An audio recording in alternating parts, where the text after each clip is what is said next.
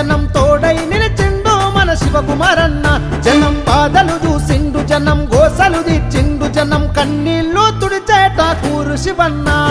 యుద్ధానికి సిద్ధమని ఎదురే నిలిచిండు సమరానికి సమర శంఖమే మోగించిండు అబ్బాయి పల్లి గడ్డ మీద బరిలో నిలిచిండు